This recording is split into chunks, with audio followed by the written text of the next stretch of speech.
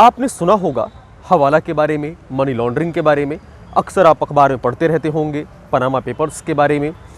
Money laundering जब भी शब्द आता है तो हमें लगता है कि कुछ पैसे के हवाला का कोई मामला है, लेकिन बहुत सारे लोग ऐसे हैं जिनको नहीं पता है कि आखिर मनी लॉन्ड्रिंग होती क्या है, होती कैसे है और इससे टैक्स कैसे चुराया जाता है, आखिर ये सब कुछ है क्या। नमस्कार, मैं पंकज कुमार और आप देख रहे हैं मेरा यूट्यूब चैनल गजब इंडिया, जहां पर आज मैं बात करूंगा मनी लॉन्ड्रिंग के बारे में। मनी लॉन्ड्रिंग आखिर होती क्या है। मनी लॉन्ड्रिंग क्या है? मनी लॉन्ड्रिंग शब्द की उत्पत्ति संयुक्त राज्य अमेरिका में माफिया समूह से हुई थी। माफिया समूहों ने जबरन वसूली, जुआ आदि से भारी मात्रा में कमाई की और इस पैसे को वैध स्रोत जैसे लाउंडोमेट्स के रूप में दिखाया। संयुक्त राज्य अमेरिका में 80 के दशक में मनी लॉन्ड्रिंग एक चिंता का मामला बन गया था। भारत में मनी लॉन्ड्रिंग को हवाला के लेन देन के रूप में जाना जाता है। भारत में यह सबसे ज्यादा लोकप्रिय 1990 के दशक के दौरान हुआ था, जब इसमें कई नेताओं के नाम उजागर हुए थे। मनी लॉन्ड्रिंग से तात्पर्य अवैध तरीके से कमाए गए काले धन को वैध तरीके से कमाए गए धन के रूप में दिखाने से होता है। मनी लॉन्ड्रिंग अवैध रूप से प्राप्त धनराशि को छुपाने का एक तरीका है। मनी लॉन्ड्रिंग के माध्यम से पैसा ऐसी जगह निवेश किया जाता है जहां जांच करने वाली एजेंसियां भी धन के मुख्य स्रोत का पता नहीं लगा पाती हैं। जो व्यक्ति धन की हेराफेरी करता है उसको लाउंडरर कहा जाता है। मनी लॉन्ड्रिंग में अवैध माध्यम से कमाया गया काला धन सफेद धन होकर अपने असली मालिक के पास वैध मुद्रा के रूप में लौट आता है। लाउंड्रिंग की प्रक्रिया कितने चरणों में होती है? लाउंड्रिंग पैसे की प्रक्रिया में 3 चरण शामिल होते हैं: प्लेसमेंट, लेयरिंग और इंटीग्रेशन। प्लेसमेंट क्या है? पहले चरण के अंतर्गत नकदी के बाजार में आने से है।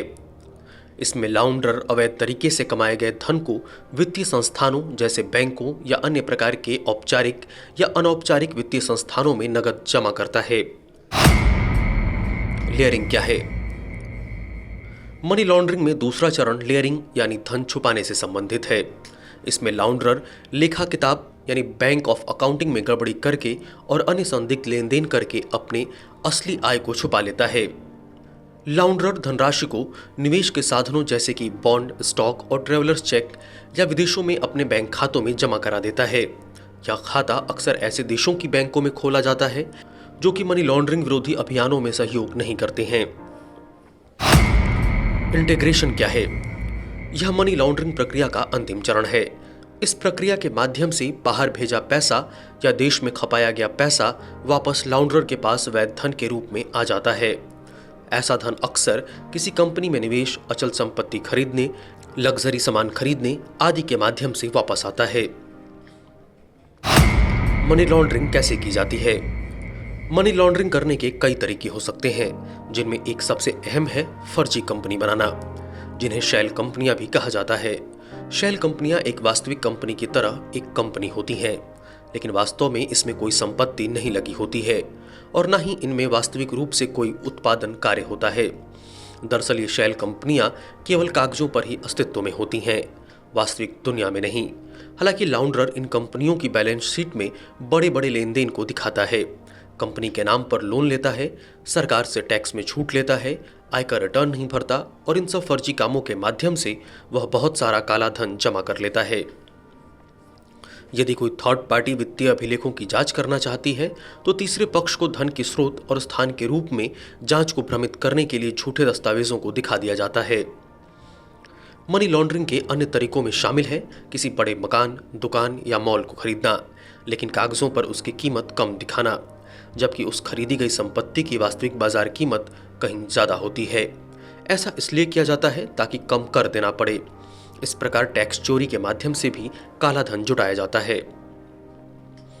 एक अन्य तरीके से मनी लॉन्ड्रिंग तब होती है जब लाउंडरर कई माध्यमों से अपना धन ऐसे देशों के बैंकों में जमा करा देता है जहां उसके खाते की जांच का अधिकार किसी अन्य देश की सरकार को नहीं होता है।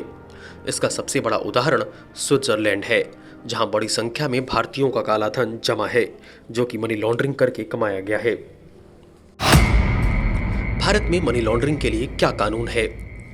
Prevention of money laundering act साल 2002 में बना था, लेकिन इसमें 3 बार साल 2005, 2009 और 2012 में संशोधन किया गया। 2012 के आखिरी संशोधन को 3 जनवरी 2013 को राष्ट्रपति की अनुमति मिली थी और यह कानून 15 फरवरी से लागू हो गया। Prevention of money laundering act 2012 ने अपराधों की सूची में धन छुपाना, अधिग्रहण, कब्जा और धन का क्रिमिनल कामों में उपयोग इत्यादि को शामिल किया है। पीएमएलए 2002 में आरबीआई, सेबी और बीमा विनियामक और विकास प्राधिकरण को पीएमएलए के तहत लाया गया है और इसीलिए इस अधिनियम के प्रावधान सभी वित्तीय संस्थानों, बैंकों, म्यूचुअल फंडों, बीमा कंपनियों और उनके वित्तीय मध्यस्थों पर लागू होते हैं। तो ये पूरी कहानी थी मनी लॉन्ड्रिंग के बारे में। आपको जानकारी कैसी लगी मुझे कमेंट बॉक्स में नीचे जरूर बताइए। ये वीडियो अच्छा लगा तो लाइक करिए, शेयर करिए, मेरे चैनल को सब्सक्राइब करिए। सब्सक्राइब करने के बाद नीचे बेल आइकन पर दबाइए ताकि जब भी मैं नया वीडियो अपलोड करूं आपको नोटिफिकेशन मिल जाए और उसे आप सबसे पहले देख पाएँ।